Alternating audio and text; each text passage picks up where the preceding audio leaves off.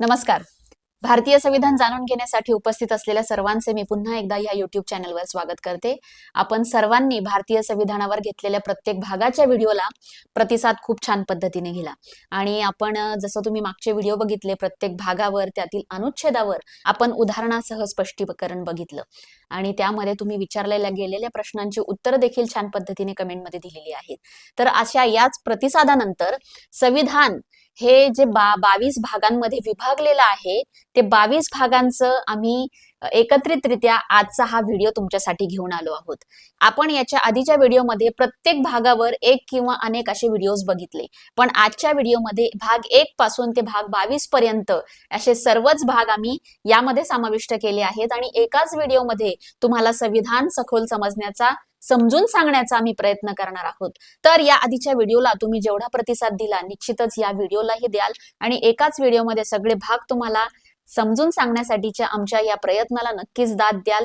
तर चला लगेचच या व्हिडिओला सुरुवात करू आणि संविधान हे 22 भागामध्ये कसं विभागलेलं गेलं आहे आणि प्रत्येक भाग भारतीय नागरिकाला काय देतो याची माहिती घेऊयात. तर भारतीय संविधानाची सुरुवात होते भाग 1 ने, ज्यामध्ये आपल्याला त्याचं युनियन अँड इट्स टेरिटरी म्हणजे संघराज्य व त्याचे राज्यक्षेत्र याबाबतची माहिती मिळते आणि हा विभाग किंवा हा भाग भारतीय प्रजासत्ताकच्या मूलभूत घटकांचे वर्णन करतो, ज्याच्यामध्ये आपल्याला अनुच्छेद सांगतं की भारत म्हणजेच इंडिया हा राज्यांचा संघ असेल हे स्पष्ट करून भारताचे संघीय स्वरूप निश्चित करते. युनियन ऑफ स्टेट्स म्हणजे राज्याचा संघ या शब्दाचा अर्थ असा आहे की कोणत्याही राज्याला संघ राज्यातून वेगळे होण्याचा अधिकार नाही. युनियन ऑफ स्टेट्स मिळून हा भारत तयार होतो, इंडिया तयार होतो. अनुच्छेद 2 आणि 3 नुसार नवीन राज्यांची निर्मिती या कलमांमुळे संसदेला शक्तिशाली अधिकार मिळतात. कलम 2 अंतर्गत किंवा अनुच्छेद 2 अंतर्गत नवीन राज्य दाखल करून घेता येतात. उदाहरणार्थ सिक्कीम राज्याचा समावेश. आणि अनुच्छेद 3 अंतर्गत विद्यमान राज्यांच्या सीमा बदलणे, नावं बदलणे किंवा नवीन राज्य निर्माण करणे शक्य होते. म्हणजे आपल्याला हा संघ राज्याचा जो भाग आहे पहिला, ज्याच्यामध्ये नवीन राज्य निर्माण करता येतात आणि संघाचं राज्य म्हणून भारताला आपण संबोधू शकतो. आणि कलम 3 नुसार किंवा अनुच्छेद 3 नुसार नवीन राज्याची निर्मिती होत असताना त्याची सीमा कशा बदलल्या जाऊ शकतात किंवा नावं कसे बदलले जाऊ शकतात याचं उदाहरण आपण बघूयात. एकाच कायद्याने म्हणजे ह्याच कायद्याने बिहार आणि ओडिसा मधला झारखंड 2000 साठी बनवला गेला आणि तेलंगणा 2014 साली झाला. म्हणजे अशा पद्धतीने राज्यांची निर्मिती या सीमा बदलून किंवा नावं बदलून नवीन राज्य निर्माण करता येतात आणि याचा अधिकार आपल्याला अनुच्छेद 3 देतो, जो भाग 1 मध्ये समाविष्ट आहे. तर अशा पद्धतीचं संघराज्य आणि त्याचे राज्यक्षेत्र आपल्याला भारतीय आहोत किंवा कुठलंही राज्य भारतापेक्षा वेगळं नाही याची माहिती देतं. यानंतरचा दुसरा भाग आहे तो म्हणजे नागरिकत्व, ज्यामध्ये आपल्याला सिटिझनशिप आपले नागरिकत्व आपल्याला कुठल्या संबंधावर आधारित आहे किंवा कुठल्या पद्धतीचा नागरिकत्व आपल्याला मिळतं त्या संबंधीचा हा भाग आहे. यामध्ये नागरिक आणि राज्य यांच्यामधील संबंधाचा आधार काय आहे हा तो भाग आहे, ज्यामध्ये अनुच्छेद 5 ते 8 नुसार संविधानाच्या प्रारंभी नागरिक कोण होतं, तसेच पाकिस्तानहून आलेल्या किंवा भारतातून पाकिस्तानात गेलेल्या व्यक्तींच्या नागरिकत्वाचे हक्क कशा पद्धतीने निश्चित करण्यात आले आहे त्याची तरतूद आपल्याला या अनुच्छेदांच्या अंतर्गत बघता येते. अनुच्छेद 11 नुसार नागरिकत्वाच्या हक्काचे कायद्याद्वारे विनियमन करण्याचा अनन्यसाधारण अधिकार संसदेला आहे. याच अधिकारातून संसद वेळोवेळी नागरिकत्व कायदा 1955 मध्ये सुधारणा करते. तर आपल्याला नागरिकत्व मिळत असताना किंवा भारताचा नागरिक आपण जेव्हा आपल्याला संबोधून घेतो त्यासाठीचे कुठले नियम अटी आहे याची माहिती आपल्याला भाग 2 मध्ये मिळते आणि ते वाचल्यानंतर आपल्याला समजतं की वेगवेगळ्या कंडिशन मध्ये वेगवेगळ्या परिस्थितीमध्ये भारताचं नागरिकत्व कशा पद्धतीने आपल्याला मिळतं याची माहिती देणारा भाग म्हणजे भाग 2. यानंतरचा भाग 3 जो अतिशय महत्वाचा आणि आपले हक्क आणि अधिकार मिळवून देणारा भाग म्हणजेच मूलभूत हक्क, ज्यामध्ये सांगतं आपल्याला की जो लोकशाहीचा आधारस्तंभ आहे हा भाग न्यायालयात लागू आहे आणि हे सरकारला नागरिकांच्या स्वातंत्र्यावर अतिक्रमण करण्यापासून रोखतो. आपल्याला तो आपले फंडामेंटल्स राईट देतो. तर आपल्याला वेगवेगळ्या प्रकारचे हक्क या भागामध्ये दिलेले आहेत. त्यातला पहिला हक्क म्हणजे समानतेचा हक्क, ज्याचं विभाजन अनुच्छेद 14 ते 18 मध्ये करण्यात आलेलं आहे. त्यामधला अनुच्छेद 14 सांगतं कायद्यापुढे समानता ही संकल्पना ब्रिटिश कायद्यातून घेतली आहे. तर कायद्याचे समान संरक्षण ही अमेरिकेच्या संविधानातून प्रेरित आहे. याचा अर्थ समान व्यक्तींना समान वागणूक दिली जाईल.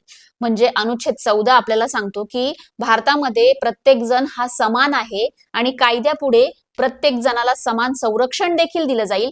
तर ह्या पद्धतीचा आपल्याला समानतेचा हक्क देणारा अनुच्छेद म्हणजे अनुच्छेद 14. त्यानंतर अनुच्छेद 16 देखील तितकाच महत्वाचा आहे, जो आपल्याला समान संधी मिळवून देतो. सार्वजनिक सेवा योजनांमध्ये सर्व नागरिकांना समान संधी, अपवाद म्हणून मागासलेल्या वर्गांना आरक्षणाची तरतूद करण्याची शक्ती राज्याला आहे. यानंतरचा दुसरा महत्वाचा आपल्याला मिळालेला मूलभूत हक्क म्हणजे स्वातंत्र्याचा हक्क, जे आपल्याला अनुच्छेद 19 ते 22 मध्ये बघायला मिळतं. अनुच्छेद 19 नुसार आपल्याला 6 प्रकारचे स्वातंत्र्याचे हक्क मिळालेले आहेत, ज्यामध्ये भाषण स्वातंत्र्य, शांततेने एकत्र जमण्याचे स्वातंत्र्य, संघटना बनवण्याचे स्वातंत्र्य, संचार स्वातंत्र्य, निवास स्वातंत्र्य आणि कोणताही व्यवसाय करण्याचे स्वातंत्र्य, या स्वातंत्र्यावर वाजवी निर्बंध लादण्याचा अधिकार राज्याला आहे. आणि यासोबतच अनुच्छेद 21 आपल्याला देतो जीवित व व्यक्तिगत स्वातंत्र्याचा हक्क. हा हक्क सर्वात महत्वाचा आहे. याला right to life with dignity म्हणून ओळखले जाते. यामध्ये झोपण्याचा हक्क, स्वच्छ पर्यावरणाचा हक्क, विदेशात जाण्याचा हक्क आणि जलद न्यायाचा हक्क यासारखे अनेक निहित हक्क या अनुच्छेद 21 मध्ये समाविष्ट झालेले आहेत. आणि यावर आधारित केस स्टडी, जी अतिशय नावाजलेली किंवा गाजलेली केस स्टडी म्हणजे मेनका गांधी विरुद्ध भारत संघ 1978 मधला हा खटला. यामध्ये कायदेशीर प्रक्रिया ऐवजी योग्य कायदेशीर प्रक्रिया ही संकल्पना समाविष्ट करण्यात आली होती. आणि त्यानंतर आपल्याला मिळालेला स्वातंत्र्याचा हक्क अजून सुनिश्चित झाला. यानंतरचा तिसरा महत्वाचा मूलभूत हक्क म्हणजे शोषणाविरुद्धचा हक्क, ज्याचं विभाजन अनुच्छेद 23 आणि 24 मध्ये आपल्याला बघायला मिळतं. अनुच्छेद 23 नुसार वेठबिगारी, सक्तीचे काम आणि माणसांची खरेदी विक्री म्हणजे मानवी तस्करी याला प्रतिबंध घालणारं हे अनुच्छेद आहे. अनुच्छेद 24 नुसार बाल कामगार प्रतिबंध, 14 वर्षाखालील मुलांना कारखाने किंवा धोकादायक कामांमध्ये कामाला ठेवता येत नाही अशी तरतूद आपल्याला या अनुच्छेदांमध्ये बघायला मिळते. आणि शोषणाविरुद्ध आपल्याला आवाज उठवायची संधी या हक्कामुळे मिळते. यानंतरचा चौथा महत्वाचा हक्क म्हणजे धर्म स्वातंत्र्याचा हक्क. अनुच्छेद 25 ते 28 मध्ये आपल्याला आपला धर्म स्वातंत्र्याचा हक्क मिळतो. अनुच्छेद 25 नुसार सतसत विवेक बुद्धीचे स्वातंत्र्य आणि धर्म स्वीकारणं, आचरण करणं, त्याचा प्रसार करण्याचे स्वातंत्र्य हे धर्मनिरपेक्षतेचे मुख्य अनुच्छेद आहे. आणि अनुच्छेद 26 नुसार धार्मिक संस्था स्थापन करण्याचे, धार्मिक व्यवहाराची व्यवस्था पाहण्याचे स्वातंत्र्य आपल्याला ह्या भागामध्ये बघायला मिळतं. यानंतरचा पुढचा महत्वाचा हक्क म्हणजे संविधानिक उपाययोजनांचा हक्क. आणि आपल्याला याचं तरतूद बघायला मिळते ती अनुच्छेद 32 नुसार. आणि आपल्या सगळ्यांना माहिती असावं की भारतीय संविधानामध्ये सर्वात महत्वाचं कलम कुठलं असेल किंवा महत्वाचं मानलं जात असेल तर ते म्हणजे अनुच्छेद 32. कारण भारतीय संविधानाचे शिल्पकार डॉक्टर बाबासाहेब आंबेडकरांनी या अनुच्छेद 32 ला भारतीय संविधानाचं हृदय आणि आत्मा असं संबोधलेलं आहे. तर का तर यामध्ये आपल्याला भाग 3 मधील हक्कांचे उल्लंघन झाल्यास त्याची अंमलबजावणीची हमी हे अनुच्छेद देतो. म्हणजेच काय तर यामध्ये आपल्याला आपल्या हक्कासाठी, आपले न्याय मिळवण्यासाठी सर्वोच्च न्यायालयामध्ये जाण्याची परवानगी किंवा हक्क आपल्याला या अनुच्छेद 32च्या अंतर्गत मिळतो. सर्वोच्च न्यायालय प्राधिलेख जारी करते आणि म्हणूनच या अनुच्छेद 32 ला संविधानाचा आत्मा आणि हृदय म्हणतात. भारतीय संविधानातला पुढचा भाग म्हणजे भाग 4, ज्यामध्ये आपल्याला बघायला मिळतं राज्य धोरणाची निर्देशक तत्वे, DPSP, directive principles of state policy. ही तत्वे न्यायालयीन दृष्ट्या लागू नसली तरी ते सामाजिक आणि कल्याणकारी राज्याचे उद्दिष्ट साध्य करण्यासाठी आवश्यक आहे. अनुच्छेद 38 नुसार लोककल्याणासाठी समाज व्यवस्था प्रस्थापित करण्याचे राज्याचे कर्तव्य आहे. ही तरतूद आपल्याला या अनुच्छेदामध्ये बघायला मिळते. अनुच्छेद 40 मध्ये ग्रामपंचायतीचे संघटन याबाबतची माहिती मिळते. अनुच्छेद 44 नुसार समान नागरी संहिता लागू करण्यासाठी राज्याने प्रयत्न करणे म्हणजे युनिफॉर्म सिव्हिल कोड बनवण्यासाठी, लागू करण्यासाठी राज्याचे कर्तव्य आहे. आणि ही तरतूद आपल्याला या अनुच्छेद 44 मध्ये बघायला मिळते. अनुच्छेद 38 क नुसार पर्यावरणाचे संरक्षण व संवर्धन करणे आणि वने व वन्यजीव सृष्टीचे रक्षण करणे ही तरतूद किंवा हे हक्क, ही तत्वे आपल्याला ह्या भागामध्ये बघायला मिळतात. आणि अनुच्छेद 48 क हा 42व्या घटना दुरुस्तीनंतर समाविष्ट झालेला आहे. याची देखील नोंद ठेवायची आहे. नव्याने समाविष्ट झालेला पुढचा भाग म्हणजे भाग 4 क मूलभूत कर्तव्य, जो आपल्याला आपले फंडामेंटल्स ड्युटीज काय आहे, ज्या पद्धतीने आपल्याला फंडामेंटल राईट्स मिळतात त्याच पद्धतीने आपली भारताचा नागरिक म्हणून फंडामेंटल ड्युटीज सुद्धा आहे. आणि ह्या फंडामेंटल ड्युटीज किंवा हा जो भाग आहे 4क हा 42व्या घटना दुरुस्तीनंतर यामध्ये समाविष्ट करण्यात आला होता. तर 42व्या घटना दुरुस्तीद्वारे सुवर्ण सिंह समितीच्या शिफारसीनंतर हा मूळतः समाविष्ट करण्यात आला आणि अनुच्छेद 51क अंतर्गत यामध्ये भारताच्या प्रत्येक नागरिकाला दिलेले काही त्याचे ड्युटीज आहेत, कर्तव्य आहे आणि त्या प्रत्येक भारतीय नागरिकाने ते कर्तव्य पाळणं गरजेचं आहे. म्हणून त्याची तरतूद आपल्याला भाग 4क मध्ये दिलेली आहे, ज्यामध्ये प्रत्येक नागरिकाची देश, समाज आणि पर्यावरणाप्रती कर्तव्य निश्चित करतो. उदाहरणार्थ राष्ट्रध्वजाचा आदर ठेवणे, संविधानाचा आदर ठेवणे, देशाचे रक्षण करणे इत्यादी बाबींचा त्यामध्ये समावेश होतो. तर निश्चितच आपल्याकडे संविधानाचं पुस्तक असेल तर भाग 4क आपल्याला कुठले मूलभूत कर्तव्य सांगतो याची नोंद नक्की घ्या, नक्की वाचा आणि भारताचा नागरिक म्हणून आपण कुठले कर्तव्य पाळले गेले पाहिजे याचं तुम्ही माहिती घ्या. यानंतरचा पुढचा भाग म्हणजे तो भाग 5, ज्यामध्ये संघराज्य कार्यकारी यंत्रणा या 5 भाग मधला पहिलं प्रकरण म्हणजे संघ न्याय यंत्रणा, ज्यामध्ये अनुच्छेद 124 नुसार सर्वोच्च न्यायालयाची स्थापना, न्यायाधीशांची नियुक्ती आणि पात्रता याबाबतची माहिती आपल्याला या अनुच्छेदामध्ये बघायला मिळते. अनुच्छेद 137 नुसार सर्वोच्च न्यायालय स्वतःच्या निर्णयाचे पुनराविलोकन करू शकते, रिव्ह्यू करू शकते याची माहिती या अनुच्छेदामध्ये मिळते. अनुच्छेद 141 नुसार सर्वोच्च न्यायालयाने घोषित केलेला कायदा देशातील सर्व न्यायालयांवर बंधनकारक असतो याची माहिती आपल्याला या अनुच्छेदाच्या अंतर्गत बघायला मिळते. आणि यावर देखील एक महत्वाची आणि ऐतिहासिक अशी केस स्टडी किंवा घटना किंवा खटला तो म्हणजे केशवानंद भारती विरुद्ध केरळ राज्य 1973 मधला हा खटला, ज्यामध्ये मूलभूत संरचनेचा सिद्धांत स्थापित करण्यास संबंधीचा ही केस स्टडी होती, जी आपण आधीचे जे मोठे व्हिडिओज झाले आहे प्रत्येक भागावर त्याच्यावर मी सखोल या केस स्टडी बद्दल चर्चा केली आहे. तर निश्चित तुम्ही भाग 5 वरील असलेले व्हिडिओ बघा आणि केस स्टडीमुळे काय बदल झाले किंवा काय त्याच्यामध्ये समाविष्ट करण्यात आलं हे तुम्हाला समजेल. भारतीय संविधानाचा पुढचा महत्वाचा भाग म्हणजे भाग 6, जो आपल्याला सांगतो राज्य, द स्टेट्स यांच्या संबंधित माहिती आणि त्याचं विभाजन हे वेगवेगळ्या यंत्रणांमध्ये किंवा त्यांच्या अधिकार कर्तव्यांमध्ये झालेलं आहे. त्यातला पहिला भाग म्हणजे कार्यकारी यंत्रणा. भारतीय संविधानातील पुढचा महत्वाचा भाग म्हणजे भाग 6, तो आपल्याला राज्यासंबंधीची माहिती देतो आणि ज्याचं विभाजन वेगवेगळ्या प्रकरणांमध्ये झालेलं आहे. त्यातला पहिला भाग म्हणजे कार्यकारी यंत्रणा. अनुच्छेद 153 नुसार राज्याचा कार्यकारी प्रमुख हे राज्यपाल असतात आणि तेच केंद्र सरकारचे प्रतिनिधी म्हणूनही काम करतात.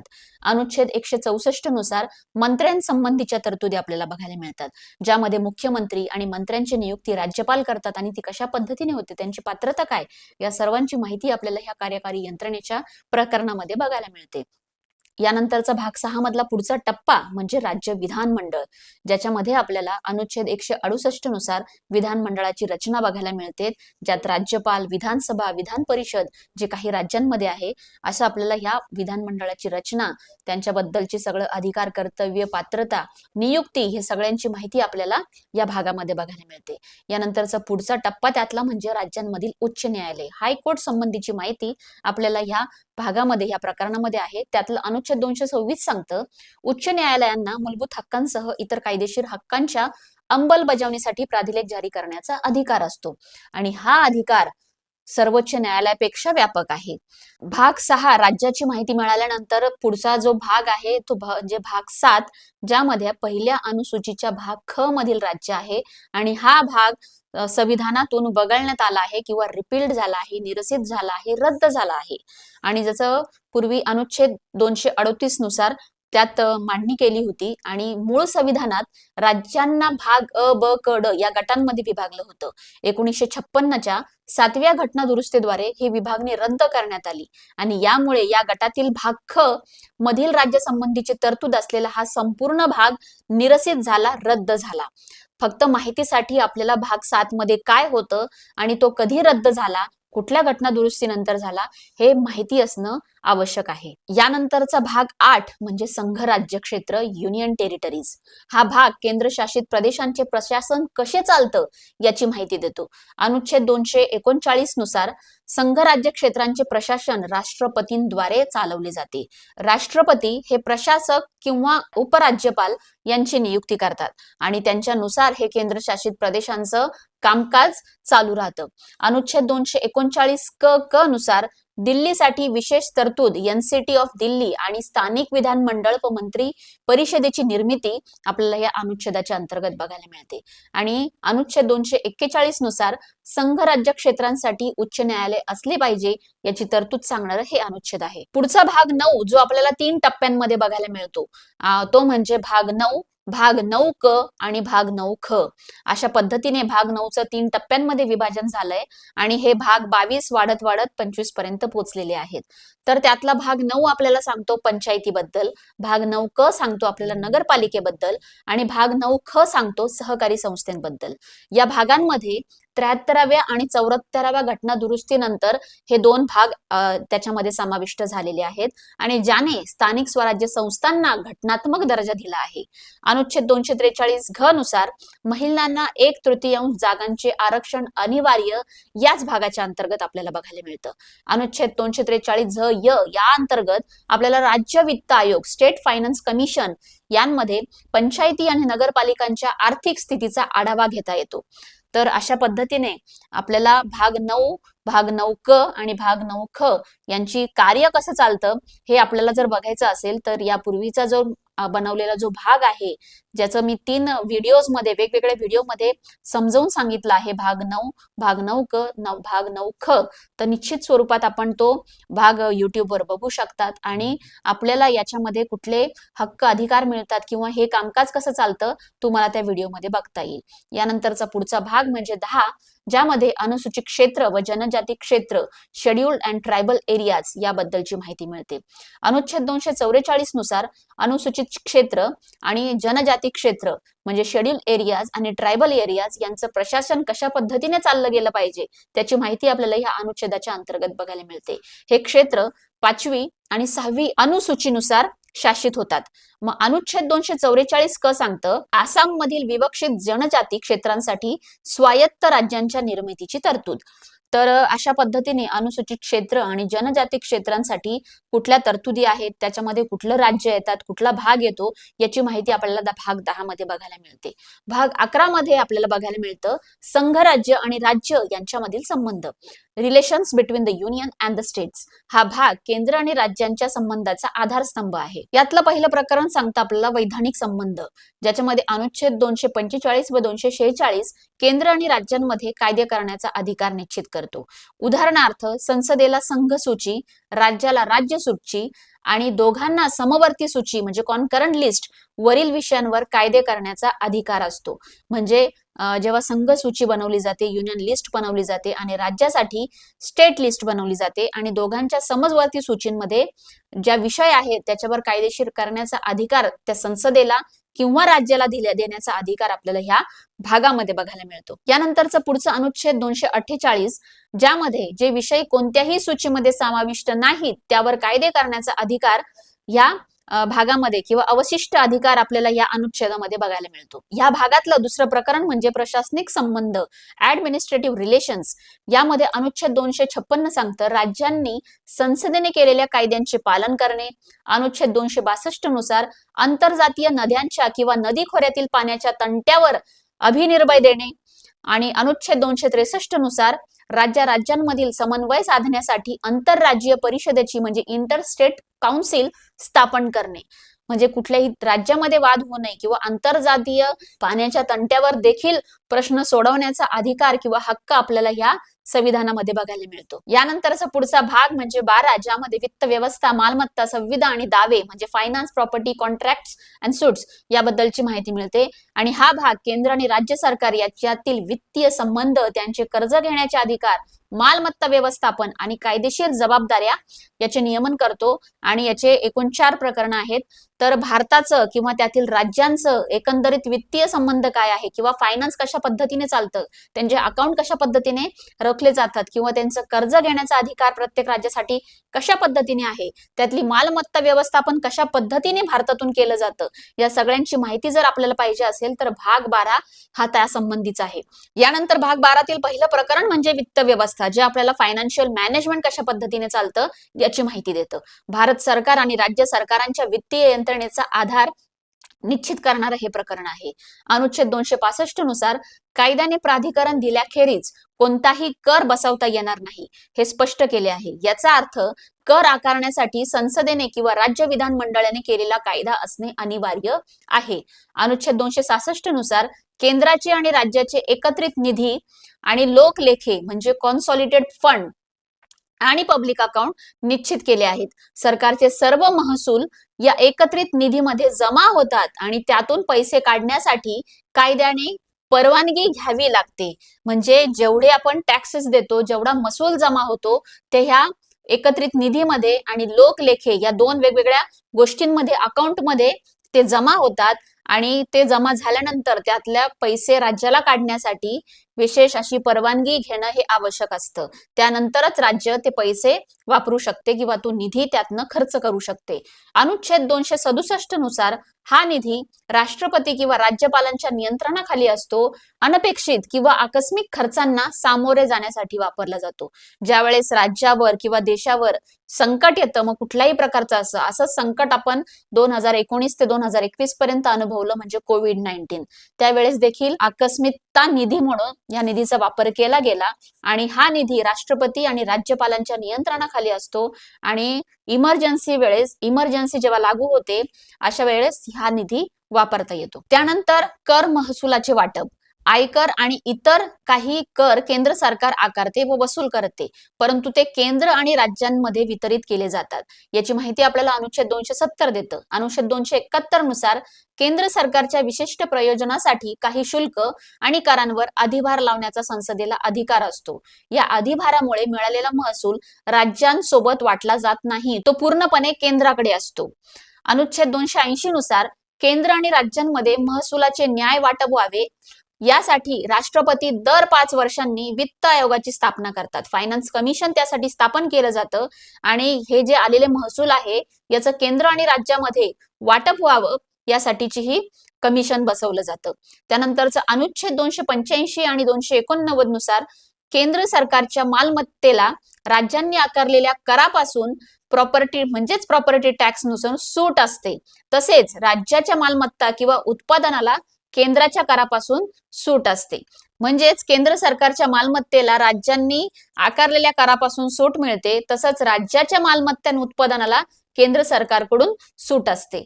तर अशा पद्धतीचं हे वित्त व्यवस्था आपल्याला या वेगवेगळ्या भागांमध्ये प्रकरणांमध्ये बघायला मिळते. त्यातलं एक प्रकरण आपण बघितलं फायनान्शियल मॅनेजमेंट. याच्यानंतरचं दुसरं प्रकरण आपलं वित्त व्यवस्थेमधलं म्हणजे कर्ज काढणं. या प्रकरणातून केंद्र आणि राज्यांना अर्थव्यवस्थेसाठी आवश्यक असलेले कर्ज घेण्याचे आणि दायित्व निर्माण करण्याचे अधिकार दिले जातात. अनुच्छेद 292 नुसार अनुच्छेद 292 हे केंद्र सरकारच्या कर्ज संबंधीची तरतूद सांगतं आणि अनुच्छेद 293 आपल्याला राज्य सरकारच्या कर्जासंबंधीची तरतूद सांगतं. यामध्ये राज्याला कर्ज घेण्याचा अधिकार आहे. मात्र जर राज्याचे केंद्राकडे कोणतेही कर्ज थकीत असेल किंवा केंद्र सरकारने दिलेल्या कर्जाची हमी दिली असेल तर केंद्र सरकारच्या संमतीशिवाय म्हणजेच राष्ट्रपतीच्या संमतीशिवाय राज्याला नवीन कर्ज काढता येत नाही. हे राज्याच्या वित्तीय शिस्तीवर केंद्राचे नियंत्रण ठेवते. यानंतरचा भाग 12 मधलं पुढचं प्रकरण म्हणजे मालमत्ता, संविदा, हक्क, दायित्व, प्रतिदायित्व आणि दावे या संबंधीची माहिती आपल्याला अनुच्छेद 294 ते 300 मध्ये बघायला मिळतात. या प्रकरणात केंद्र आणि राज्यांनी मालमत्ता कशी धारण करावी, सरकारी करार कसे करावे आणि सरकारवर कायदेशीर दावे कसे दाखल करावे या संबंधी नियम आहेत. अनुच्छेद 294 व 295 सांगतं संविधानाच्या प्रारंभापूर्वी असलेले हक्क आणि दायित्व केंद्र आणि राज्याच्या सरकारांना कशी हस्तांतरित झाली या संबंधीची तरतुदी यात आहेत. अनुच्छेद 297 नुसार भारताच्या क्षेत्रीय सागरी भागातील म्हणजेच टेरिटोरियल वॉटर्स, खंडभूमीवरील, कॉन्टिनेंटल शेल्फ आणि अनन्यसाधारण आर्थिक परिक्षेत्रातील म्हणजे एक्सक्लुझिव्ह इकॉनॉमिक झोन यातील सर्व मौल्यवान वस्तू आणि संसाधने संघ राज्याच्या मालकीचे असतील म्हणजे युनियन गव्हर्नमेंटचे असतील. अनुच्छेद 299 नुसार सरकारकडून केले जाणारे सर्व करार, सर्व कॉन्ट्रॅक्ट्स हे राष्ट्रपती किंवा राज्यपाल यांच्या नावाने आणि विहित पद्धतीने केले जाणे बंधनकारक आहे, जेणेकरून त्यांची कायदेशीर वैधता सिद्ध होते. अनुच्छेद 300 नुसार केंद्र सरकारवर भारत सरकार या नावाने किंवा राज्य सरकारवर त्या राज्याच्या नावाने न्यायालयात कायदेशीर दावा दाखल करता येतो. तर अशा पद्धतीची माहिती आणि तरतुदी आपल्याला या प्रकरणामध्ये बघायला मिळते. वित्त व्यवस्थेमधला पुढचं प्रकरण म्हणजे मालमत्तेचा हक्क, जे अनुच्छेद 300 क आपल्याला सांगतं.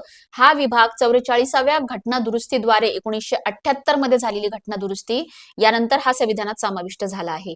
अनुच्छेद 300 क नुसार कायद्याच्या प्राधिकरणाशिवाय कोणत्याही व्यक्तीला तिच्या मालमत्तेपासून वंचित करता येणार नाही आणि पूर्वी घटना दुरुस्ती होण्याच्या आधी मालमत्तेचा हक्क हा मूलभूत हक्कामध्ये समाविष्ट झाला होता, पण आता हा मूलभूत हक्क नसून तो केवळ कायदेशीर हक्क आहे आणि याचा अर्थ सरकार सार्वजनिक हितासाठी वैध कायद्यांद्वारे मालमत्ता ताब्यात घेऊ शकते, पण तसे करताना कायद्याच्या योग्य प्रक्रियेचे पालन करणे आवश्यक आहे. म्हणून परीक्षेच्या दृष्टीने अत्यंत महत्वाची माहिती सांगणारं हे अनुच्छेद, जो पूर्वी मूलभूत हक्कामधला एक भाग होता आणि 44व्या घटना दुरुस्तीनंतर तो नंतर एक कायदेशीर हक्क म्हणून भाग 12 मध्ये समाविष्ट झाला अनुच्छेद 300 क च्या अंतर्गत. तर अशा पद्धतीचा भाग 12 होता, जो आपल्याला भारतामधल्या चालू असलेल्या राज्यांमधलं आणि केंद्राचं वित्त व्यवस्था कशी आहे याची माहिती सांगतो. आणि भाग 13 सांगतो भारताच्या राज्यक्षेत्रातील व्यापार, वाणिज्य आणि व्यवहार संबंध, ट्रेड, कॉमर्स अँड इंटरकोर्स, ज्याच्यामध्ये अनुच्छेद 301 नुसार भारताच्या राज्यक्षेत्रात व्यापार आणि वाणिज्य आणि व्यवहार संबंधाचे स्वातंत्र्य असेल. अनुच्छेद 302 आणि 304 नुसार सार्वजनिक हितासाठी संसदेला किंवा राज्याच्या विधानमंडळाला त्या स्वातंत्र्यावर वाजवी निर्बंध लादण्याचा अधिकार असतो, अशी माहिती आपल्याला या अनुच्छेदाच्या अंतर्गत बघायला मिळते. यानंतरचा पुढचा भाग म्हणजे भाग 14, जो आपल्याला संघ राज्य आणि राज्य यांच्या नियंत्रणाखाली असलेल्या सेवा, services under the union and the states, यातलं पहिलं प्रकरण म्हणजे सेवा, ज्याच्यातलं अनुच्छेद 309 सांगतं सेवा शर्ती ठरवण्याचा अधिकार विधानमंडळाला. अनुच्छेद 311 नुसार नागरी पदावरून नियुक्त केलेल्या व्यक्तींना पुरेसा न्याय आणि सुनावणीसाठी संधी दिल्याशिवाय पदावरून दूर करता येत नाही. अनुच्छेद 312 नुसार अखिल भारतीय सेवा, ऑल इंडिया सर्व्हिसेस म्हणजे IAS IPS निर्माण करण्याचा अधिकार राज्यसभेच्या शिफारसीनुसार संसदेला आहे. या भागातलं पुढचं प्रकरण म्हणजे लोकसेवा आयोग, पब्लिक सर्व्हिस कमिशन. अनुच्छेद 315 नुसार संघ राज्यांकरता UPSC आणि राज्याकरता MPSC SPSC घेण्याची तरतूद आपल्याला या 315 मध्ये बघायला मिळते. अनुच्छेद 317 नुसार लोकसेवा आयोगाच्या सदस्यास पदावरून दूर करण्याची प्रक्रियेची माहिती आपल्याला या अनुच्छेदामध्ये बघायला मिळते. अनुच्छेद 320 नुसार आयोगाचे कार्य म्हणजे परीक्षा घेणे, भरती घेणे, या सर्वांची तरतूद किंवा हे सगळं कार्यपद्धती कशा पद्धतीने चालतं याची माहिती आपल्याला या 320 अनुच्छेदामध्ये बघायला मिळते. यानंतरचा पुढचा भाग म्हणजे भाग 15, निवडणुका, इलेक्शन्स बद्दलची माहिती आपल्याला या भागामध्ये बघायला मिळते. अनुच्छेद 324 नुसार निवडणूक आयोगाची असलेल्या त्या बाबींची सगळी तरतूद आपल्याला बघायला मिळते. निवडणुकांचे अधीक्षण, निर्देशन आणि नियंत्रण एका स्वायत्त संस्थेकडे म्हणजे निवडणूक आयोगाकडे निहित केलेले आहे आणि ते कशा पद्धतीने आहे याची माहिती आपल्याला या अनुच्छेदाच्या अंतर्गत बघायला मिळते. अनुच्छेद 326 नुसार लोकसभा व विधानसभा निवडणुका प्रौढ मताधिकार 18 वर्ष या आधारावर होतात. म्हणजे 18 वर्षाच्या पुढील सर्वांना मतदानाचा अधिकार आहे याची तरतूद आपल्याला या अनुच्छेदामध्ये बघायला मिळते. यानंतरचा पुढचा भाग म्हणजे 17, जो आपल्याला सांगतो राजभाषा, ऑफिशियल लँग्वेज. अनुच्छेद 343 नुसार हिंदी ही देवनागरी लिपीमध्ये संघ राज्याची राजभाषा असेल, मात्र केंद्र सरकारच्या अधिकृत कामासाठी इंग्रजीचा वापर चालू राहील. अनुच्छेद 348 नुसार सर्वोच्च न्यायालय आणि उच्च न्यायालयांमध्ये वापरावयाची भाषा इंग्रजी असेल.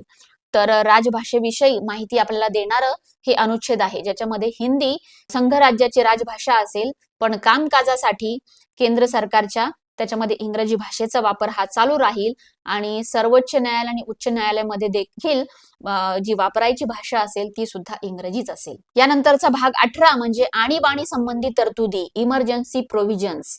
अनुच्छेद 352 नुसार बाह्य आक्रमण किंवा सशस्त्र बंड या कारणांमुळे राष्ट्रीय आणीबाणी लागू होऊ शकते, ज्यामध्ये मूलभूत हक्क काही प्रमाणात निलंबित देखील होतात. अनुच्छेद 356 नुसार राज्यात संविधानिक यंत्रणा बंद पडणे, राष्ट्रपती राजवट त्यावेळेस लागू होते. याचा अनेकदा गैरवापर झाल्यामुळे यावर कायदेशीर निर्बंध आले. यावर आधारित केस स्टडी होती SR बोमय्या विरुद्ध भारत संघ 1994 मधली ही केस स्टडी. या खटल्याच्या निर्णयामुळे अनुच्छेद 256 चा वापर जो राष्ट्रपती राजवट संबंधित होता, तर त्याचा वापर केवळ अपवादात्मक परिस्थितीतच करणे बंधनकारक झाला. तर अशा पद्धतीने ह्या 256 वर थोडे निर्बंध लागले आणि त्याचा वापर फक्त अपवादात्मक परिस्थितीतच करू शकू याबद्दलची तरतूद करण्यात आली. यानंतरचा भाग 19 जो आपल्याला सांगतो संकीर्ण म्हणजे मिसलेनियस. राष्ट्रपती आणि राज्यपाल यांना त्यांच्या पदाच्या कार्यासाठी कायदेशीर कारवाईपासून संरक्षण देणारं हे अनुच्छेद आहे. आणि इतर महत्वाच्या बाबी यामध्ये आपल्याला भाग 19 मध्ये बघायला मिळतात. ज्या इतर भागामध्ये नाही राहू शकत त्याची माहिती आपल्याला या भागामध्ये बघायला मिळतात. जसं या भागामध्ये आपल्याला विमानतळ म्हणजे काय, बंदर म्हणजे काय, कृषी उत्पन्न म्हणजे काय, अशा वेगवेगळ्या छोट्या छोट्या बाबींची माहिती आपल्याला या भागामध्ये बघायला मिळते. यानंतरचा भाग 20 म्हणजे संविधानाची सुधारणा, अमेंडमेंट ऑफ द कॉन्स्टिट्यूशन. अनुच्छेद 368 नुसार संसदेला संविधानाच्या कोणत्याही भागामध्ये मूलभूत संरचना अपवाद वगळता सुधारणा करण्याचा अधिकार देतो. सुधारणेच्या 3 पद्धती आहे: साधे बहुमत, विशेष बहुमत आणि राज्यांच्या मान्यतेसह विशेष बहुमत. यामध्ये 100वी घटना दुरुस्ती, भारत बांगलादेश सीमा करार आणि 101 घटना दुरुस्ती म्हणजे जीएसटी लागू करणे. तर अशा पद्धतीची संविधानामध्ये सुधारणा करण्याचा हक्क हा संसदेला असतो, जो 3 पद्धतीने पार पडतो. यानंतरचा भाग 21 म्हणजे अस्थायी संक्रमणकालीन व विशेष तरतुदी. अनुच्छेद 370 जो निरसित आहे, रद्द आहे, ज्यामध्ये जम्मू आणि काश्मीर राज्याबाबतची तात्पुरती तरतूद बघायला मिळते.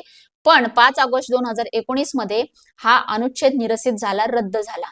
अनुच्छेद 371 नुसार महाराष्ट्र, गुजरात, नागालँड, आसाम, कर्नाटक इत्यादी विशेष राज्यांसाठी विशेष तरतुदी आहेत. आणि संविधानाचा शेवटचा भाग म्हणजे भाग 22 जो आपल्याला संक्षिप्त नाव, प्रारंभ, प्राधिकृत हिंदी पाठ व निरसने याबाबतची माहिती देतो.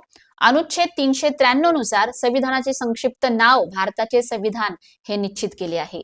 अनुच्छेद 394 नुसार संविधानाचा प्रारंभ दिनांक 26 जानेवारी 1950 म्हणजे प्रजासत्ताक दिन हा संविधानाचा प्रारंभ दिनांक असेल. अनुच्छेद 394 क हिंदी भाषेतील प्राधिकृत पाठ, ऑथॉरिटेटिव्ह टेक्स्ट इन हिंदी प्रकाशित करण्याची तरतूद आपल्याला या अनुच्छेद मध्ये बघायला मिळते. तर अशा पद्धतीचे भारतीय संविधानातील पूर्ण भाग आपण थोडक्यात जाणून घेतले आणि प्रत्येक भाग आपल्याला कुठला अधिकार देतो, प्रत्येक भाग आपल्याला भारत कसा चालतो हे सांगतं, याबाबतची आपण आज थोडक्यात माहिती घेतली. तर निश्चितच तुम्हाला हा व्हिडिओ आवडला असेल आणि जर तुम्हाला यातील भागाची सखोल माहिती जाणून घ्यायची असेल, यापूर्वीचे व्हिडिओ जर तुम्ही बघितले जे संविधानाच्या प्रत्येक भागावर बनवले गेले आहेत, केस स्टडी सह बनवले गेले आहेत, तर आपण निश्चितच ते व्हिडिओ बघा ज्यामध्ये आपल्याला ज्या भागाची माहिती पाहिजे आहे ती माहिती तुम्हाला सखोल आणि त्यातल्या अनुच्छेदांसह बघायला मिळणार आहे. तर अशा पद्धतीचा भारतीय संविधानावर पूर्ण भागांवर असलेलं हे विश्लेषण आपण आजच्या व्हिडिओमध्ये बघितलं. पुढच्या व्हिडिओमध्ये निश्चितच नवीन माहिती आणि सोबतच संविधानावर असलेले सराव प्रश्न जे तुम्हाला येणाऱ्या काळातील स्पर्धा परीक्षांसाठी महत्वाचे ठरणार आहेत, तर असे व्हिडिओ देखील या युट्यूब चॅनलवर येणार आहेत. तर त्यासाठी सबस्क्राईब करायला विसरू नका आणि भारतीय संविधान जाणून घ्यायला विसरू नका, कारण संविधानाची जाण समृद्ध राष्ट्र निर्माण. धन्यवाद.